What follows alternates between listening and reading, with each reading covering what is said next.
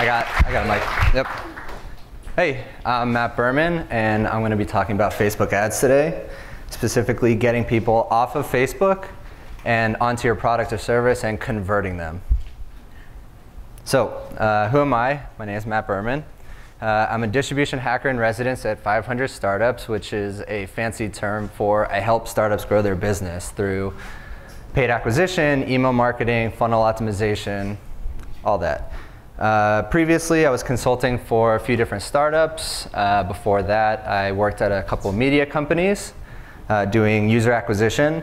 But I started my career doing affiliate marketing, which is where I learned a lot of these tricks. So I've been really fortunate. Companies have given me their money to play with, which is nice. But I did play around with some of my own money at the beginning. And I spent a lot of money on Facebook. So here we go. So the problem. Over the last year, I've seen multiple articles claiming definitive proof that Facebook ads do not convert. Either they have fraudulent clicks like click farms or just low quality clicks, where Facebook users just don't buy anything. I'm here to tell you that is not the case. I've been advertising on Facebook for about 6 years and driving people off of Facebook to conversion goals the entire time. So Facebook does work. So during the talk, I'm going to be talking about three main things. One, creative, what your ad should actually look like. Targeting, who's going to see your ad and how are you going to get them to see your ad. And just some general best practices. And again, this is for driving people off of Facebook and onto your product or service and getting them to sign up, buy something, whatever your conversion goal is. So let's talk about creative first. So what your ads are actually going to look like. And the first thing I want to talk about is something called banner blindness. Banner blindness occurs when users see your ads over and over again, and then consciously or subconsciously, they just start ignoring them, right? And over time, as you can see, what happens is your click-through rate and your overall performance of these ads decreases. There's no real way to prevent banner blindness, but I'll give you some tips to reduce it as much as possible. So one thing you can do to reduce banner blindness is keeping your ad images and your copy really fresh. So making sure people do not see them many, many times, because that's when they start to ignore them. Also, one thing that may work for you is blending your ad, specifically the image, into the organic content on Facebook. So the organic content is the newsfeed. People are used to seeing photos of their friends, photos of their family. So when you're blending your ads into the newsfeed, it tends to reduce banner blindness really well. Now, you're not trying to be misleading with the ads. That's a critical distinction. So a couple exceptions to that. If you have an extremely well-known brand or logo, you can just go ahead and use that. Also, if you have a beautiful physical product that you want to show off, you should use that instead. I'll give some examples of that later on. Okay, so there are two main places that your ads can show up on Facebook, in the sidebar and in the newsfeed. And let's talk about them both. So these are sidebar ads. They've been around forever. Like basically since I've been advertising on Facebook, they've been there. They have a much lower click-through rate and conversion performance because people have become banner blind to them, right? So they've started to ignore them. They clearly look like advertisements. There's also a lot more inventory because there's what, like 3, 4, 5, 6 ads on a single page that rotate out without a page reload. So they tend to be much less expensive. And last, they're actually just not available on mobile. So newsfeed ads, these have only been around a little while, I think 1 or 2 years. They have a much higher click-through rate and conversion performance. This is because Facebook decided to make their advertising blend in with the rest of the organic content on Facebook, and that's why it has a higher click-through rate. It also takes up more screen real estate. There's less inventory, so it tends to be more expensive, but again, the conversion performance is much higher, and at the end of the day, the CPAs all balance out. It's also available both on mobile and desktop. So pretty much since the newsfeed ads have been launched, I barely run sidebar ads anymore. So I really focus on newsfeed ads, especially when you're driving people off of Facebook for conversion goals. All right, let's talk about your images. So I have two examples here, and the thing to note with the images is that you want to keep them really clear, and they should show what you're actually selling, right? So again, I have two examples, example A and example B. So if you guys had to guess what example A was selling, now obviously I know because I made this deck, but if I didn't, I would have guessed maybe children's books, and for example B, something having to do with food, right? So let's look what they actually sell. I apologize if there's someone from Skillshare here, but the one that I thought was selling children's books is actually selling online classes. Now, the image has really nothing to do with the business, so this is not an ad that I would have run. On the other hand, the one that I thought was selling food is Munchery, a startup called Munchery, and they actually do sell food, right? So it's really, you really need to keep your images clear and concise, and don't try to be fancy. Just show off what you're selling. So something I like to do is get somebody that doesn't know anything about my product, have them stand 5 feet back from my computer, show them the image alone, no text, and have them try to guess what I'm selling. If they have, if they guess and they're somewhat close, it's probably a good image. If they have no idea or they guess completely incorrectly, it's probably not a good image. So again, don't try to be fancy, just show off what you are selling. So something else, again, back to blending the ads into the organic content. What do people see on Facebook? They see photos of their friends and family and, of course, themselves. So this is what people are used to seeing. And so when you're thinking about the images to use, faces actually work really well. People. Okay? But you don't want to use highly photoshopped stock photos. You want to use real people, real photos. You can go take them with your cell phone. That's what people are used to seeing. You want to use real photos. You can ask your customers for them or go take them yourself. So the copy is pretty straightforward, actually. This is the structure that I use for pretty much all the ads that I run. 1 or 2 value propositions. Why should someone use your product? What value do they get out of it? A price and or a discount, especially if the price or discount is part of the value. And a call to action other than the button. So Facebook gives you a cool call to action button, but you also want to call it out in text. Tell your users what to do. You're pre-qualifying them. Click here to buy, click here to sign up, whatever it is. All right, we'll talk about targeting now. So this is who's going to see your ads and how you're going to get them to see your ads. First, I want to talk about the difference between Google Ads, Google AdWords, and Facebook ads.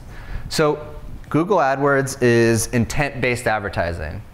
I have a dog, so I might go on Google and type in buy dog food. Now I've shown the intent that I want to buy dog food, and advertisers can target that intent with extremely high conversion rates.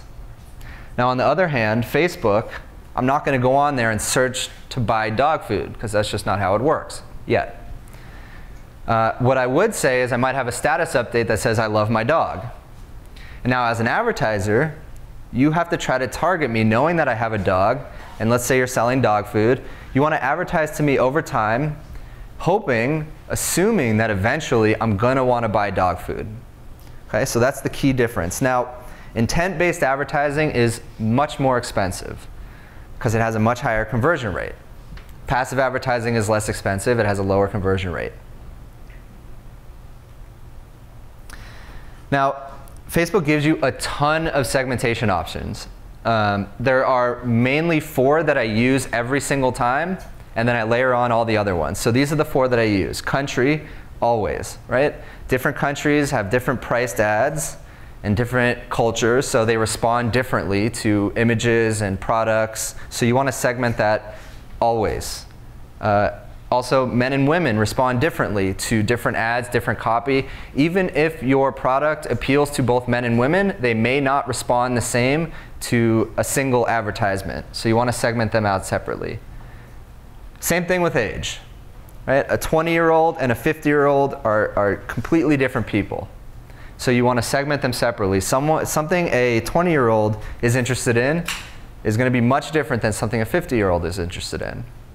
And device. There are completely different experiences. Your mobile phone versus the desktop versus the iPad.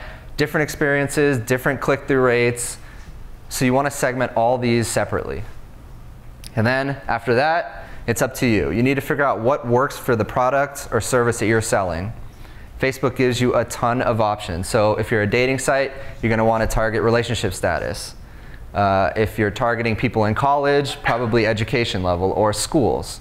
So again, you need to figure out what works for your business. All right, this is awesome stuff. So lookalike models is pretty much the coolest advertising feature that I've seen on any platform, advertising platform on the web in a very long time.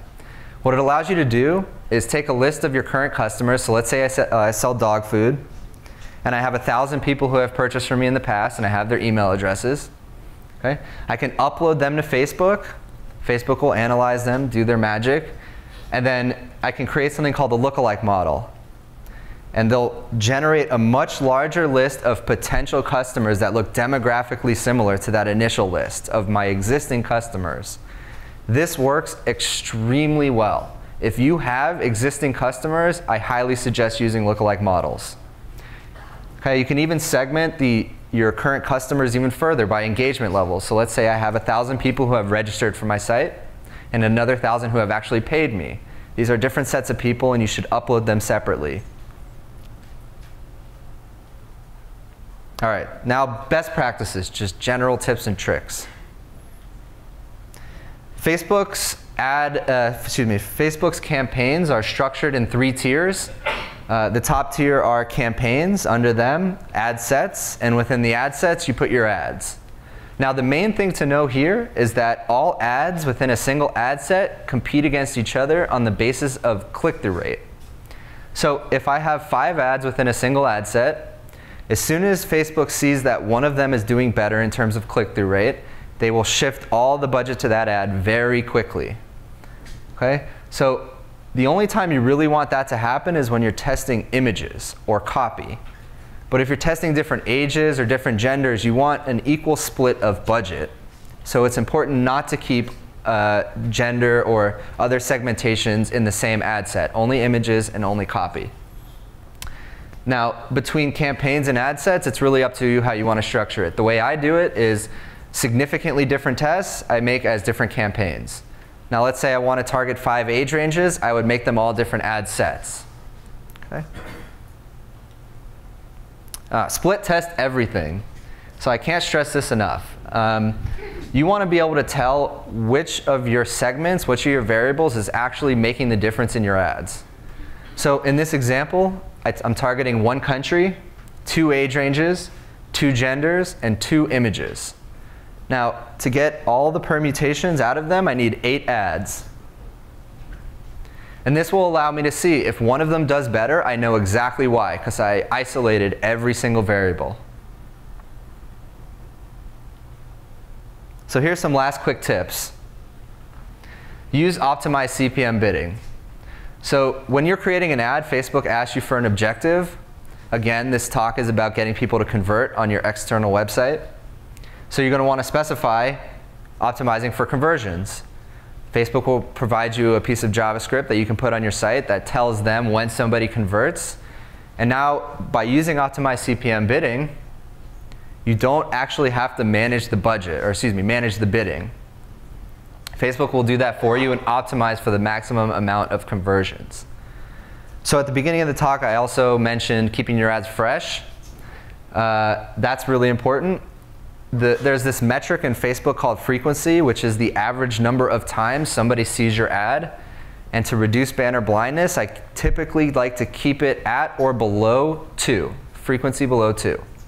And that'll make sure that no one's seeing your ad a bunch of times and your click-through rate won't be penalized. Focus on click-through rate. Facebook rewards you highly for having a good click-through rate. Right? So the higher the click-through rate, the lower your cost per ad, whether you're bidding on a CPC basis or a CPM basis. Focus on click-through rate. And last, the audience size. So you have all these different ways to splice your audiences. At the end of the day, the sweet spot that I found is an audience size between 500,000 and 1.5 million. Anything more than that, it's really difficult to find a single ad that's going to appeal to all of them. So your click-through rate's going to be low. Anything less than 500,000, and you're going to find that you're refreshing your ads very frequently, and it just becomes a lot of work. So to recap, reduce banner blindness. You can't get rid of it, but hopefully you got some tips to reduce it as much as possible. Prioritize using the newsfeed ads. I pretty much don't run sidebar ads anymore. Use clear, concise images. Show what your product is, or show someone using your product. Make it obvious. Don't be fancy. Blend your ads into organic content when possible. Use faces. Target always first country, age, gender, and device. Always. Because they always perform differently. Use lookalike models. I cannot stress this one enough. Like between lookalike models and optimized CPM, you really don't have to do that much work anymore on Facebook. And last, test all variables separately. Right? So you want to make sure that when one of your ads is doing better, you know why. Thank you.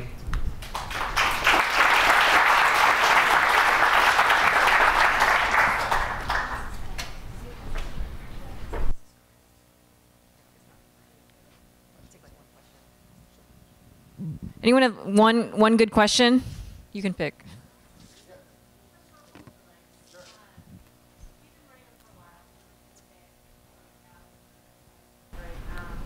And it's one of those overfishing your pond type of situations when you continue to run them and build an audience off of the same pool of users.